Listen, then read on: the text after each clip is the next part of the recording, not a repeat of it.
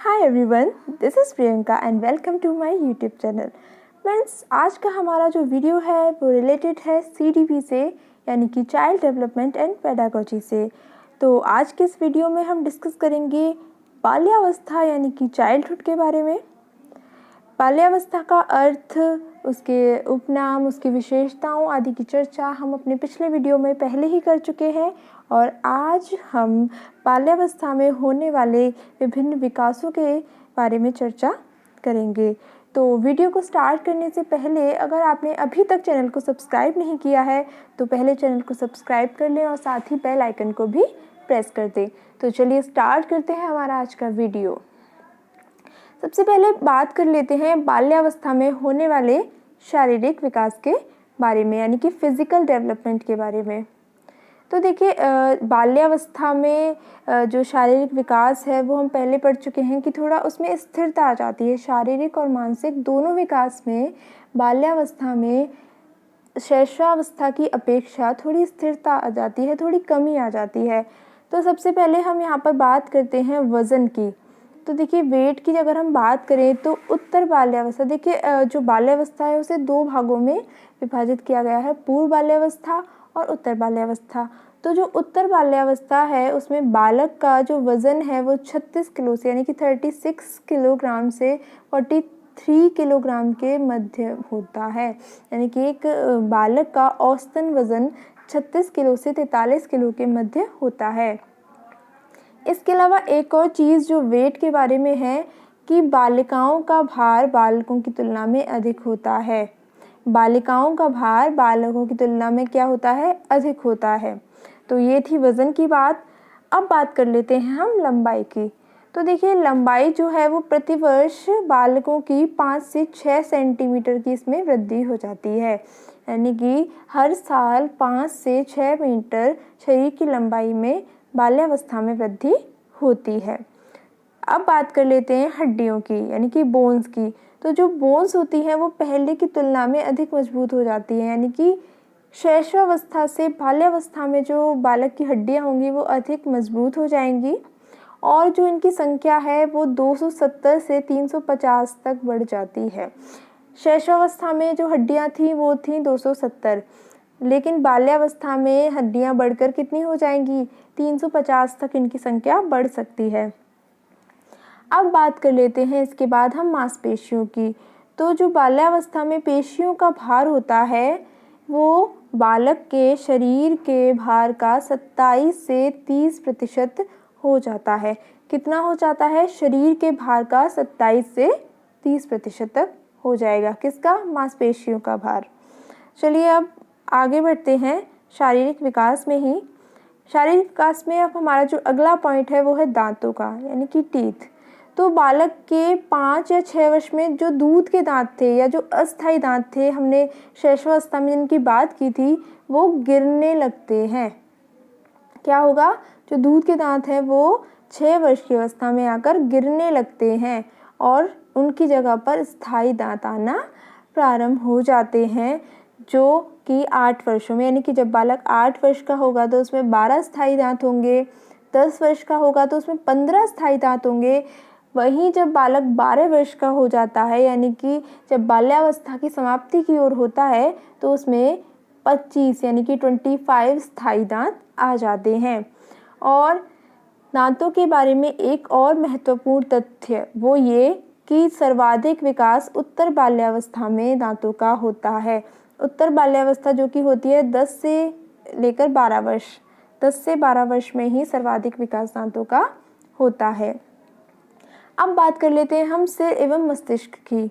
तो देखिए, जो बालक के मस्तिष्क का जो विकास है वो 6 वर्ष तक 90% हो जाता है। ऐसा हम पढ़ चुके हैं कि 90% तक 6 वर्ष की अवस्था में हो जाएगा विकास मस्तिष्क का, और 10 वर्ष की आयु में ये कितना हो जाएगा? 95%, यानी कि 95%। अब 12 वर्ष का जो शिशु होता है उसके मस्तिष्क का भार, 12 वर्ष का जो कोई बालक है उसके मस्तिष्क का भार कितना होगा? 1260 ग्राम हो जाएगा। कितना हो जाएगा? 1260 ग्राम या 1260 ग्राम भी हम इसे कह सकते हैं। अब हम बात कर लेते हैं हृदय की। तो जो बालक का या बाल्यावस्था में जो बालक का हृदय होता है वो 1 मिनट में 72 बार धड़कता है। फ्रेंड्स याद रखिएगा कितनी बार धड़कता है, 72 बार धड़कता है। तो ये तो थी शारीरिक विकास की बात बाल्यावस्था में। अब हम बाल्यावस्था में होने वाले मानसिक विकास की यहाँ पर चर्चा कर लेते हैं और जान लेते हैं कि बाल्यावस्था में बालक का मानसिक विकास किस प्रकार होता है। तो देखिए एक स्टेटमेंट है यहाँ पर क्रो एंड क्रो का कि जब बालक लगभग 6 वर्ष का हो जाता है, यानी कि शैशवावस्था की समाप्ति होती है और बाल्यावस्था का आरंभ होता है, तो उसकी जो मानसिक योग्यता होती है उसका लगभग पूर्ण विकास हो जाता है। यानी कि बाल्यावस्था में मानसिक योग्यता का लगभग पूर्ण विकास हो जाता है। ये चीज़ आपको ध्यान में रखनी है। और ये बात कही किसने है? ये कही है क्रो एंड क्रो ने। चलिए आगे बढ़ते हैं और अब मानसिक विकास की बात कर लेते हैं। तो जब बालक 6 वर्ष का होगा तो उसमें क्या होगा, वस्तुओं का वर्णन करने की योग्यता आ जाती है। यानी कि बालक ने कोई भी वस्तु देखी, कोई भी चीज़ देखी, कोई भी चित्र देखा तो वो क्या करेगा, उसका वर्णन करेगा घर आकर। कि अगर वो कहीं कुछ देख के आया तो वो बताएगा कि मम्मा वो ऐसा था, पापा वो इस तरीके का था, ऐसा दिखता था, ऐसा कलर था उसका। ये सारी चीज़ें वो बताने लगता है 6 वर्ष की अवस्था में। इसके साथ ही उसकी स्मरण शक्ति का भी विकास होने लगता है। यानी कि जब बालक 6 वर्ष का हो जाएगा और बाल्यावस्था में प्रवेश कर जाएगा तो उसकी स्मरण शक्ति का विकास यहाँ पर होना प्रारंभ हो जाएगा। वहीं हम बात करें अगर जब बालक 7 वर्ष का हो जाएगा तो साधारण वस्तुओं में समानता और अंतर को बता देता है। यानी कि कोई भी 2 समान वस्तुएं हैं तो वो बता देगा कि हाँ ये दोनों वस्तुएं समान है। या अगर आप उससे पूछें कि इन 2 वस्तुओं में क्या अंतर है तो वो ये भी बता देगा कि इन 2 वस्तुओं में क्या अंतर है। और ऐसा वो कब करने लग जाता है, जब वो बालक 7 वर्ष का हो जाता है। इसके अतिरिक्त छोटी छोटी घटनाओं का उल्लेख करने लगता है। यानी कि उसके स्कूल में कोई इंसिडेंट हुआ, कोई भी बात हुई तो वो उस घटना का उल्लेख घर आकर बताएगा, उस घटना का वर्णन करने लगेगा घर पर आकर 7 वर्ष की अवस्था में। अगर हम बात करें 8 वर्ष की, तो देखिए जब 8 वर्ष का बालक हो जाएगा तो कोई भी छोटी कविता या कोई भी छोटी कहानी है उसे वो याद कर लेता है। छोटी छोटी स्टोरीज़ होती हैं उनको बालक याद कर लेगा क्योंकि उसकी स्मरण शक्ति का विकास हो रहा है।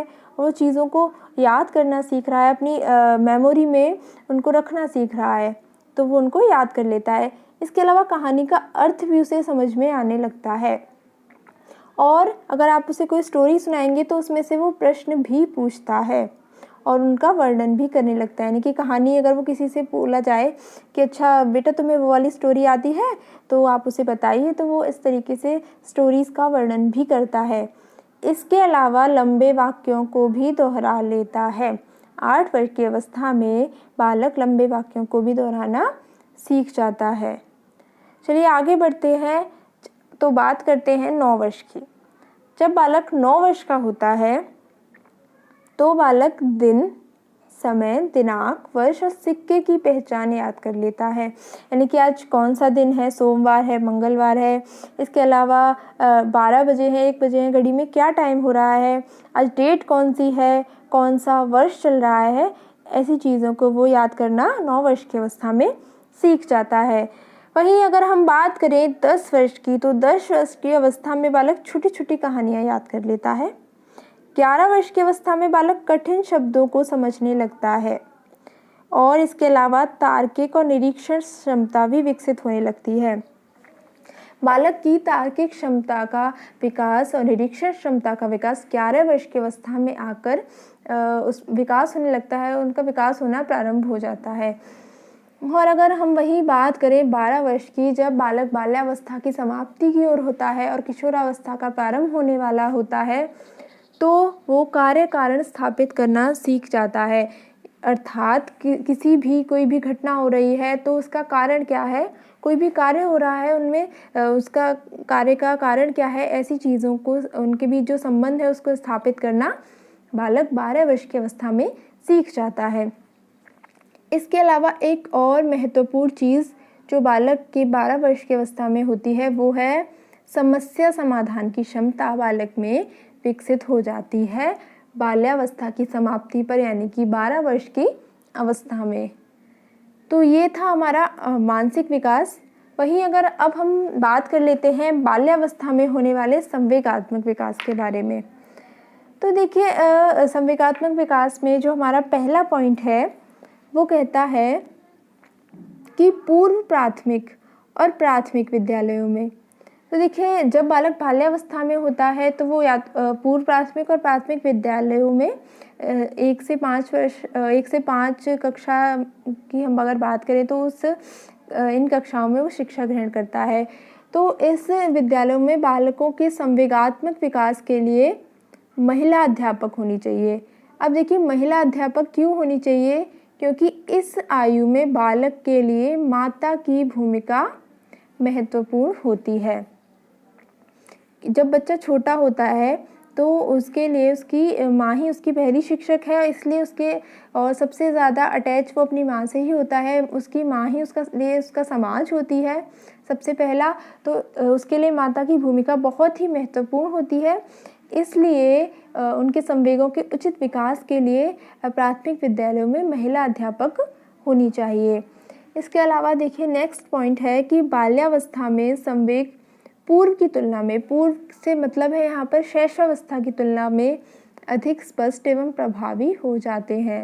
यानी कि जो शैशवावस्था है वहाँ पर बालक के जो संवेग हैं वो अधिक विकसित नहीं होते हैं, अस्पष्टता होती है उनमें, तो बाल्यावस्था में आते आते वो स्पष्ट हो जाते हैं।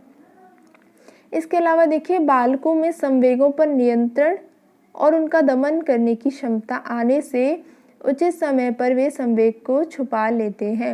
यानी कि कई बार क्या होता है, संवेगों पर नियंत्रण करने का यहाँ से मतलब है कि कई बार बालक को क्रोध आ रहा है या रोना आ रहा है, लेकिन कई बार वो ऐसी अवस्था में होता है, ऐसी जगह पर होता है जहाँ उसे अपना वो संवेग, क्रोध वाला संवेग या रोने वाला या डर वाला प्रदर्शित नहीं करना होता है। तो वो उस समय उस सिचुएशन को समझकर उन पर अपने संवेगों पर नियंत्रण कर लेता है, अपने क्रोध पर नियंत्रण कर ले या अपने रोने पर नियंत्रण कर ले। तो ये क्या है, संवेगों का नियंत्रण है और उसने अपने उस क्रोध को या गुस्से को अपने अंदर ही दबा लिया, तो ये हुआ संवेग का दमन करना। तो जब जैसे जैसे बालक बड़ा होता है तो उसमें ये सारी जो क्षमताएं हैं वो विकसित होने लगती हैं। आई होप आपको ये चीज़ें समझ में आ गई होंगी। इसके अलावा फ्रेंड्स, अगर आपने अभी तक वीडियो को लाइक नहीं किया है तो प्लीज़ वीडियो को लाइक कर दें और अपने फ्रेंड्स के साथ भी जल्दी से शेयर कर दें। तो चलिए अब हम आगे बढ़ते हैं, बात कर लेते हैं संवेगात्मक विकास में नेक्स्ट पॉइंट की। तो देखिए विद्यालय व शिक्षक का जो व्यवहार है वो शिष्ट हो या सहयोगात्मक हो तो क्या होता है, बालक में संवेगों का उचित विकास होता है। क्योंकि बालक घर के बाद सबसे ज़्यादा समय है वो अपने विद्यालय में ही शिक्षकों के साथ व्यतीत करता है, इसलिए ये आवश्यक है कि जो शिक्षक हैं उनका व्यवहार शिष्ट हो, सहयोगात्मक वहाँ का वातावरण हो। तो इससे क्या होगा, बालक में जो संवेग है उनका उचित प्रकार से विकास होगा। उसमें संवेगों को प्रदर्शित कहाँ पर करना है, कहाँ पर उनका नियंत्रण और दमन करना है, ये सारी चीज़ें वो अच्छे से समझ पाएगा। अब चलिए आगे बढ़ते हैं, बात कर लेते हैं नेक्स्ट पॉइंट की। नेक्स्ट पॉइंट हमारा कहता है कि बालक में समूह के प्रभाव से, यानी कि जिस भी समूह में वो रहता है, जो उसके हम उम्र साथियों का समूह होता है, हो सकता है विद्यालय का समूह हो सकता है उसके पड़ोस का समूह हो, तो वहाँ के प्रभाव से उसमें जो घृणा, द्वेष, ईर्ष्या के जो संवेग हैं वो भी इस अवस्था में, बाल्यावस्था में अवांछित ढंग से आ जाते हैं। कई बार क्या होता है कि बच्चे जैसे खेल रहे हैं, अगर उसने अपने मित्र के पास कोई खिलौना देखा तो वो अपने घर पे आकर बोलेगा कि हाँ मेरे फ्रेंड्स के पास तो इतना अच्छे खिलौने हैं, मेरे पास नहीं है। तो ऐसे मतलब उसमें ईर्ष्या की भावना आ जाती है। तो इस तरीके के संवेग भी बाल्यावस्था में विकसित बालक में होने लगते हैं। इसके अलावा नेक्स्ट पॉइंट कहता है कि इच्छा की पूर्ति ना होने पर उसमें निराशा उत्पन्न होती है। कई बार क्या होता है, बालक को कोई चीज़ चाहिए होती है, जैसे कई बार बच्चे जिद करते हैं कि हमें साइकिल चाहिए, लेकिन घर वाले अगर उसको साइकिल नहीं दिला पाते हैं या नहीं दिलवाते हैं तो ये उसकी इच्छा की पूर्ति नहीं हो पाई, तो इससे उसमें क्या होगा, कई बार निराशा भी उत्पन्न हो जाती है। चलिए ये था हमारा संवेगात्मक विकास। अब बात कर लेते हैं बाल्यावस्था में होने वाले सामाजिक विकास के बारे में, क्योंकि बाल्यावस्था में सामाजिक विकास सबसे ज़्यादा होता है। क्यों? क्योंकि बालक घर से बाहर निकलना प्रारंभ कर देता है, इस अवस्था में विद्यालय जाने लगता है, पड़ोस के बच्चों के साथ एक समूह बनाता है। तो इस अवस्था में सामाजिक विकास ज़्यादा होता है, क्योंकि वो बाहर समाज को देखना प्रारंभ करता है। तो देखिए, जो 6 वर्ष का बालक है वो विद्यालय में प्रवेश के साथ नए मित्र बनाता है। तो देखिए, जब वो विद्यालय जाएगा तो क्या होगा, वहाँ पर नए मित्र बनाएगा, वहाँ के वातावरण से अनुकूलित होकर अपना सामाजिक दायरा भी बढ़ाता है। यानी कि जैसे ही बच्चा स्कूल जाने लगेगा तो क्या होगा, वहाँ पर उसके नए नए मित्र बनेंगे। और स्कूल के जैसे बच्चे जब स्कूल जाना आरंभ करते हैं तो प्रारंभ में वो रोते हैं, लेकिन धीरे धीरे क्या होता है, वो विद्यालय के वातावरण में अपने आप को समायोजित कर लेते हैं। वो सीखते हैं कि ये भी समाजीकरण का ही एक भाग है, हमें ये हमारा समाज है और हमें यहाँ रहना ही है। इसके अलावा देखिए, बाल्यावस्था में जो बालक का व्यक्तित्व है वो बहिर्मुखी होता है। अब देखिए, बहिर्मुखी से यहाँ मतलब है, देखिए व्यक्तित्व के 2 प्रकार हैं जो कि युग ने बताए थे कि अंतर्मुखी और बहिर्मुखी। अंतर्मुखी व्यक्तित्व वाले व्यक्ति वो होते हैं जो लोगों से कम मिलना जुलना पसंद करते हैं, समाज में ज़्यादा बातें करना पसंद नहीं करते हैं, अपने जो उनके अंदर की बातें होती हैं वो खुद तक ही रखना सीमित करते हैं, या बहुत ही कम लोगों से उनका सामाजिक संपर्क होता है। इसके विपरीत गुणों वाले जो व्यक्ति होते हैं उन्हें बहिर्मुखी व्यक्तित्व वाले व्यक्ति कहा जाता है। तो बाल्यावस्था में जो बालक का व्यक्तित्व होता है वो बहिर्मुखी होता है। फिर धीरे धीरे यह समूह का सदस्य बनकर साहस, न्याय, निर्णय, सद्भाव, नेतृत्व के गुणों द्वारा अपना सामाजिक विकास करता है। यानी कि जब वो समूहों में जब उसके बहुत सारे समूह बनेंगे, उनका सदस्य बनेगा, तो उसमें साहस, न्याय, निर्णय, सद्भाव आदि जो गुण हैं वो उसमें आने धीरे धीरे लगेंगे। इसके अलावा उसमें खेल भावना का विकास होता है। क्यों? क्योंकि जब वो अपने मित्र बनाएगा अपनी टोली के साथ, जिसे गैंग एज भी कहते हैं बाल्यावस्था को, तो उनके साथ वो बहुत सारी खेल खेलता है, इससे उसमें खेल भावना का विकास भी होता है। इसके अलावा बालक में विभिन्न रुचियाँ भी पैदा होती हैं। बाल्यावस्था में ही बालक के अंदर अलग अलग तरीके की रुचियाँ पैदा होना स्टार्ट हो जाती हैं। तो ये था बालक का बाल्यावस्था में होने वाला सामाजिक विकास। फ्रेंड्स, आई होप आपको समझ में आया होगा। तो यही हमारा वीडियो आज का ख़त्म होता है। आई होप आपको अच्छे से सारी चीज़ें समझ में आ गई होंगी। नेक्स्ट वीडियो में हम इसके क्वेश्चन आंसर डिस्कस करेंगे। तो फ्रेंड्स, आज के वीडियो में इतना ही। मिलते हैं एक नए वीडियो के साथ। तब तक के लिए thank you so much and good bye.